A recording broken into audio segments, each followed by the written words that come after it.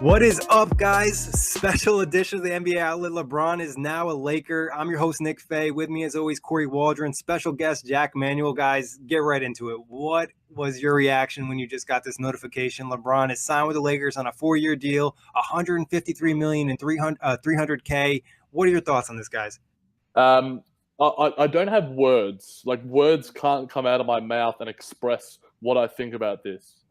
There are so many, storylines surrounding this. LeBron, personally, the Lakers franchise, all the pieces surrounding him, Kawhi. What is going to happen? These next few days are going to be absolutely wild. The NBA is an ever-changing landscape. And, in the space of, we literally just recorded, 15 minutes ago, and we get the notification. I didn't even get the notification from Bleacher. They took too long.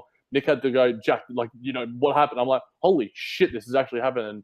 I'm still shocked. I'm the emoji of just the mouth open and eyes wide open. It's insane. Holy shnikes. I'm not going to curse.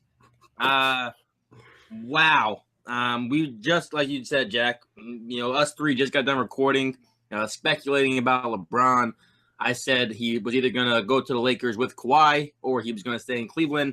I also just read a tweet that Kawhi is adamant in saying he will only go to the Los Angeles Lakers. That is the only place he wants to be traded to. It's the only place he wants to go.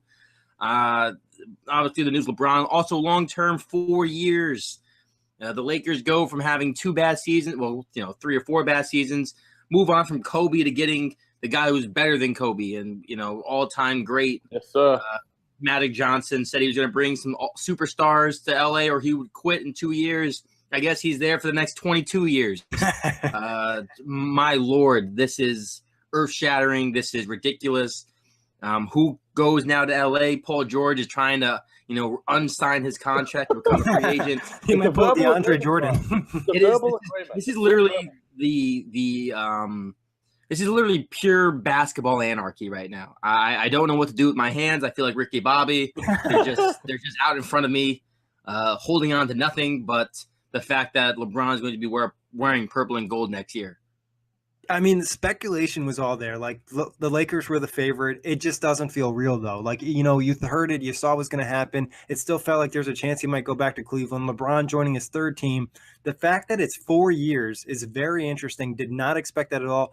It's so crazy that LeBron is now a Laker. The Lakers are in an amazing position. They have $71 million in change guaranteed, enough for another max spot if they want to go over to Marcus. You guys mentioned the trade for Kawhi.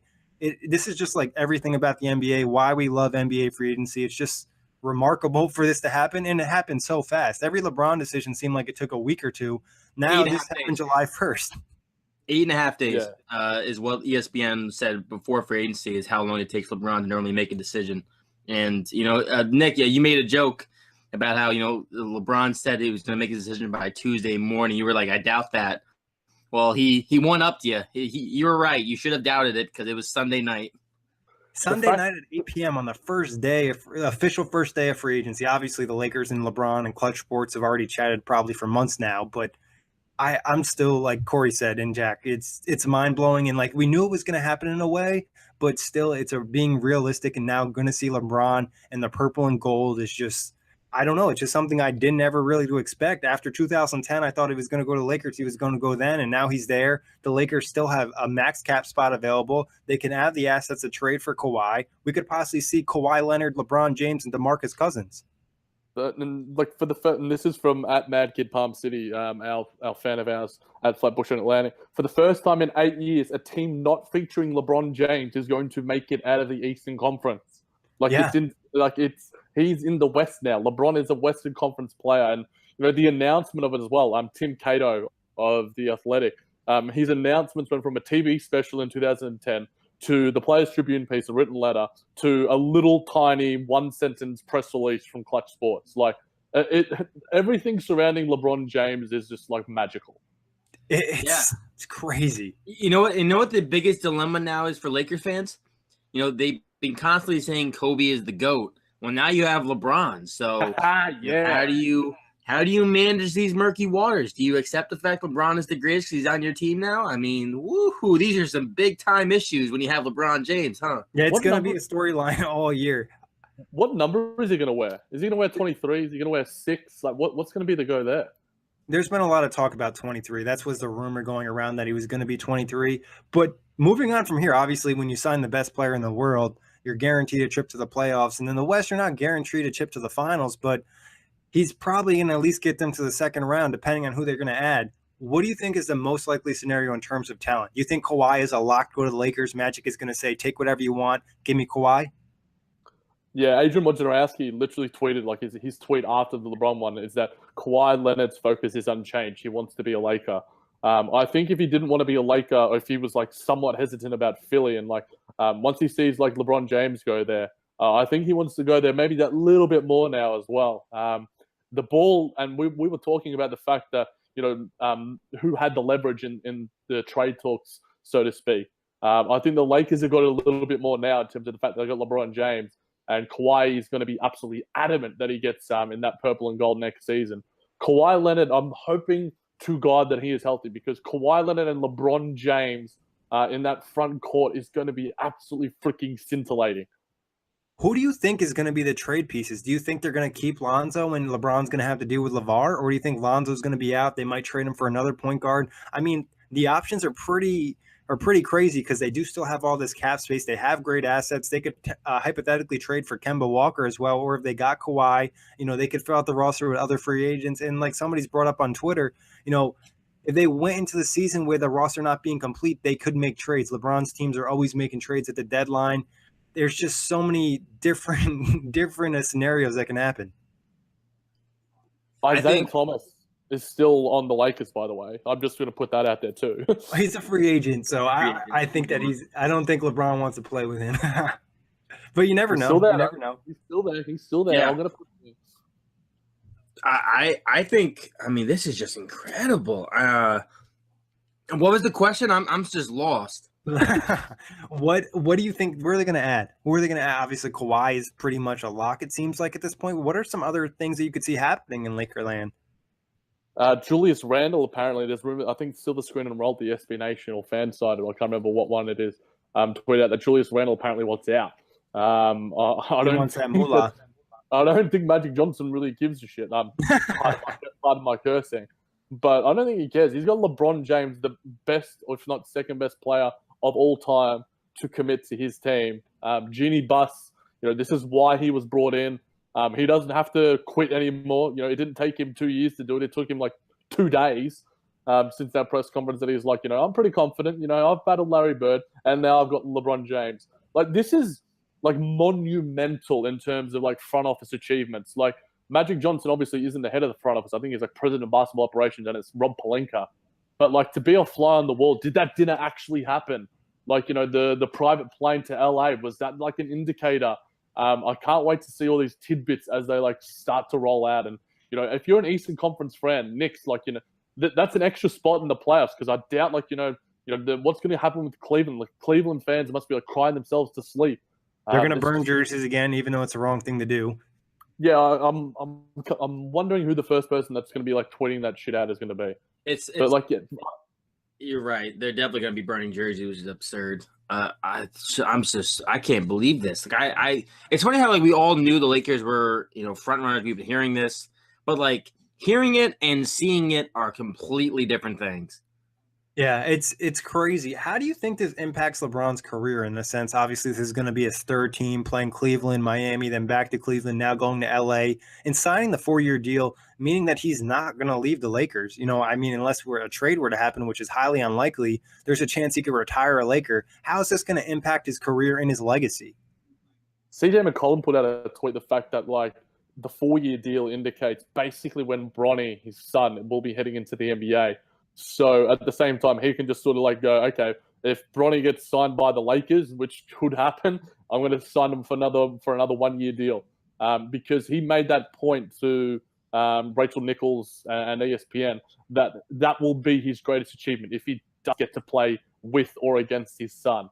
So that's the goal in mind for LeBron. That is the narrative surrounding this move to LA. He talked about the fact that like it was his family driving a lot of the decision. That's what this decision was about. And I'm sure that the LA lifestyle is going to suit Savannah and his kids very well. He's got those mansions out there. It's going to be a lot more fun, kicking around in LA, hitting up the nightclubs, hanging out with, all his teammates. It's going to change like Los Angeles for what we know it. Like, this was Kobe's town. Like Kory mentioned, this was Kobe's town. This is LeBron's town now. LeBron could be remembered as a Laker. It's his last chapter of his career, likely. It's just absolutely insane. And depending on who they add, he could win championships. I mean, it's not like the Warriors can't be beat. They can be beat. They just have to make an incredible team. But I think LeBron went to the Lakers seeing the flexibility is there. The young assets are there. I could go to a more established team, but I could literally go to the Lakers and almost decide who they're going to get. Obviously, he's going to have a big impact on the front office. And, like Kory's mentioned on the show that we recorded 15 minutes ago, Kawhi is arguably going to be the best player LeBron's ever played with in terms of at that point in his career. Kawhi could possibly pass LeBron in some point in his 4-year contract and become the best player in the NBA. Yeah, I mean, the young guys around him who can still develop, and the simple fact that you're in LA, the destination is a lot more appealing than Cleveland. It's hot as hell. It's hotter than ever. Yeah. And for the pure fact too, like they have a ton of money, and they always have money. The Lakers are a big. I mean, obviously, if you max out, you get other big time free agents, then the cap shrinks. But as of right now, LA has a huge cap space. This is a big market team. LeBron, besides his time in Miami, he's never been in a place with a cap like the Lakers. Like, this is a team that can really bring in a ton of talent. They can make a lot of moves, especially if they move Deng. I mean, forget it. This is just the optimal position for LeBron right now, especially when, of course, Kawhi is, kind of lurking out there and possibly going to be joining him. Yeah, I think the thing is how much they give up for Kawhi, and then do they keep any of the guys, or do they flip those guys and try to add more talent? There's a situation like Kory mentioned, getting rid of Deng. Maybe you attach one of the young pieces, somebody like, let's say a Sacramento or Atlanta or Chicago's like, all right, we'll eat Deng. You're giving us a great young piece. The Lakers don't really care because they're looking at the cap space and they're like, how can we dethrone the Warriors and beat Houston as well? The possibilities are endless. And like you said, it's a situation for LeBron to really dictate and almost create his team. I don't know how much power have in the front office, but obviously knowing LeBron and his vision, he wants to have some impact on who they sign and who they grab. So I think like the players they add are going to all be LeBron type players that want to play with LeBron and fit the style of his play. Yeah, I mean, as well, at the same time, we talked about Carmelo Anthony briefly. If he's likely to be bought out of OKC, we could see Carmelo Anthony in a Lakers jersey. I feel like that could be a likelihood. Obviously, it'd reunite him with one of his mates, and LeBron loves playing with his friends. D Wade as well. There's still conjecture about whether he continues on with the Miami Heat. I'm sure that he wouldn't mind a year in LA if that were the case. If Carmelo were to be there as well, they would just it changed the entire dynamic of this Lakers franchise. We were talking to them about being like this young up and coming team. Kuzma, Ingram. Which of these guys sticks around? Do they all stick around? Obviously, it's unlikely, if they do land Kawhi Leonard, but they could strike out. And, LeBron is surrounded by these young, up and coming, huge potential pieces. Which could carry him later on in his career. Yeah. I mean, if Ingram reaches his ceiling, the sky's the limit. If Lonzo Ball finds a 3-point shot, it might be one of the best point guards that LeBron's ever played with. It's just, there's so many storylines surrounding what LeBron is doing right now. And, we're both, all of us three are Eastern Conference, follow Eastern Conference teams.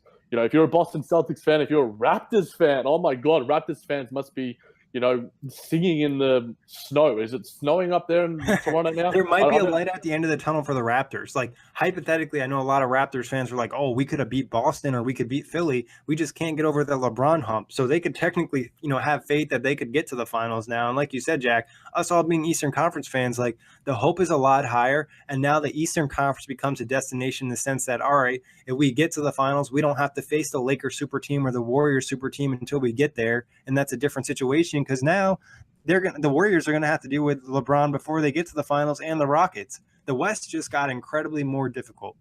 Yeah, I mean, I just saw a tweet of the guys in the West. I'm just gonna read them really quick. So you have Steph, KD, Clay, Draymond, LeBron, Chris Paul, James Harden, Paul George, Russell Westbrook, Donovan Mitchell, Kawhi Leonard, Damian Lillard, Jimmy Butler, Karl Anthony Towns, Jokic, Millsap, Anthony Davis, and still DeMarcus Cousins.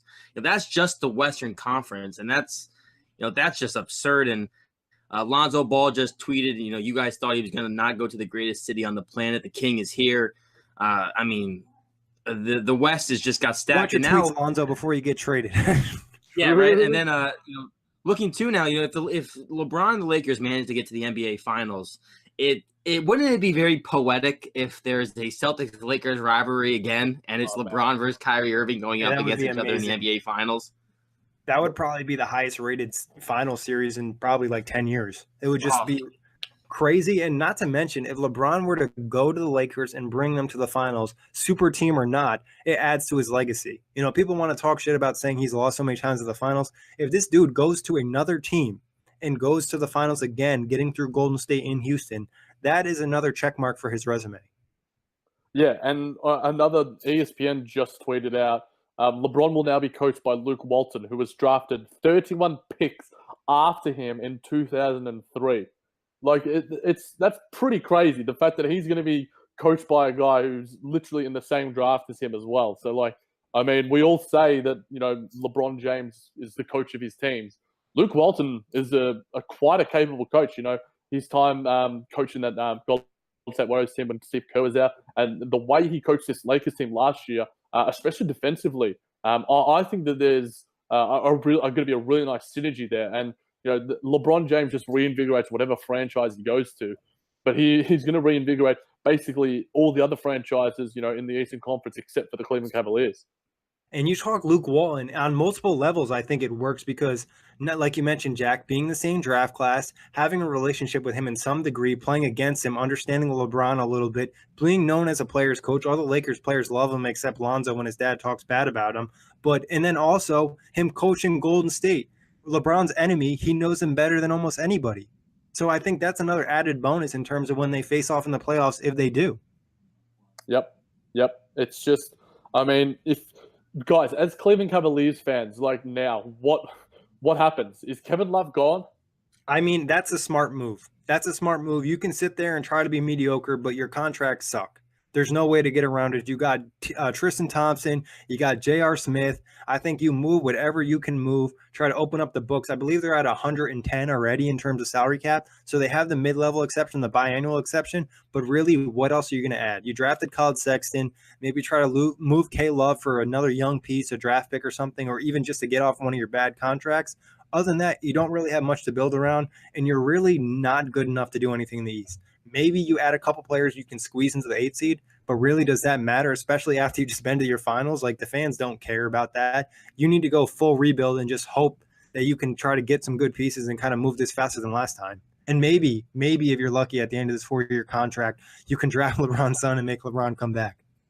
Yeah, I think if you're Cleveland, you hit the nail on the head, Nick. You got to try and move Kevin Love, get some sort of asset and start building to the future. I know. If you want to bring back Rodney Hood now, I think that's more likely. Yep, definitely. But just start getting some young assets, start building to the future. You're officially not going to ever have LeBron James in a Cleveland Cavalier uniform again. Now, unless some crazy turn of events happen, I just don't see that likely. I think if they draft his son, that would be their best chance of getting him back. Yeah, right.